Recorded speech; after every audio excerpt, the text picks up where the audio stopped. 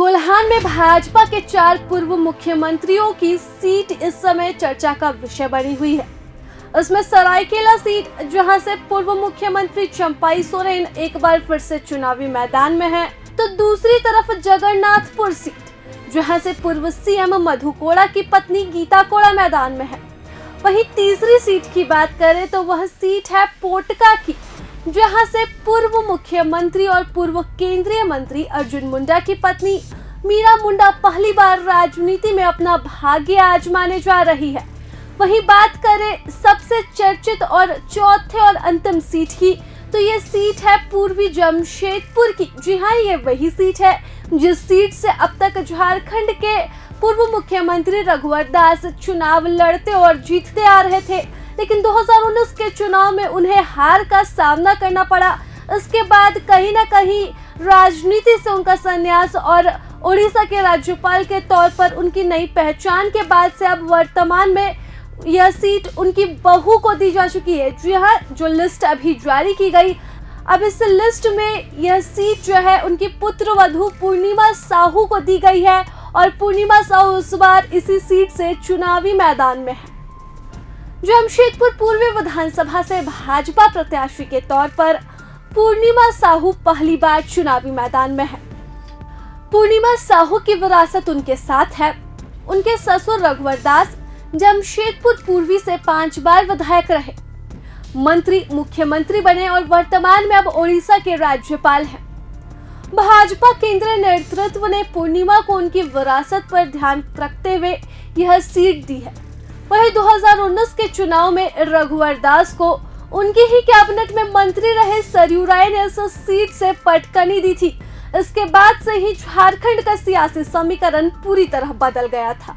वहीं बात करें अगर अगले सबसे चर्चित सीट की, तो यह सीट है पोटका की। पोटका की सुरक्षित सीट से भाजपा ने पूर्व सीएम अर्जुन मुंडा की पत्नी मीरा मुंडा को इस बार चुनावी मैदान में उतारा है।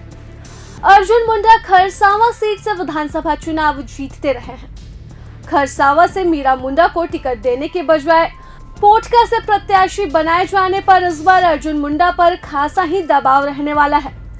उन्हें न केवल इस सीट पर जीत हासिल करने की चुनौती होगी, बल्कि खुद को झारखंड की राजनीति में और उनकी सक्रियता में एक बार फिर से वापस लाने की बड़ी चुनौती और बड़ा अवसर अर्जुन मुंडा के सामने होगा, जो इस सीट पर जीत के साथ ही पूरा हो पाएगा।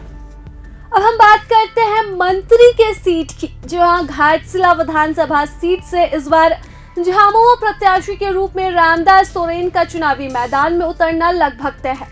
उनके सामने पूर्व मुख्यमंत्री चंपाई सोरेन के पुत्र बाबूलाल सोरेन भाजपा से प्रत्याशी होंगे। रामदास सोरेन और बाबूलाल सोरेन के रिश्ते शुरू से ही ठीक नहीं रहे हैं। चंपाई सोरेन ने अपनी चॉइस से यह सीट बाबूलाल सोरेन को दिलवाई है, इसलिए यह सीट भी चंपाई सोरेन के लिए प्रतिष्ठा की सीट होगी। चंपाई सोरेन के झामुमो छोड़ने के बाद हेमंत सोरेन ने रामदास को इसी सीट से मंत्री बनाया था।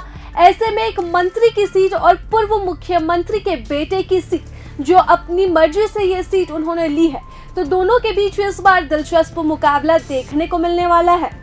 पश्चिमी सिंहभूम की हॉट सीटों में से एक जगन्नाथपुर सीट को माना जा रहा है। इस सीट पर विधायक रह चुकी पूर्व सीएम मधु कोड़ा की पत्नी गीता कोड़ा चुनाव लड़ रही हैं।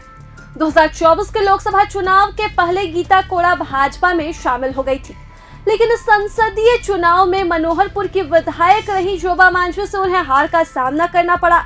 ऐसे में अब गीता कोड़ा के सामने बड़ी चुनौती है कि उस हार का वह बदला ले और एक बार फिर से बीजेपी की उम्मीदों पर खरी उतरे।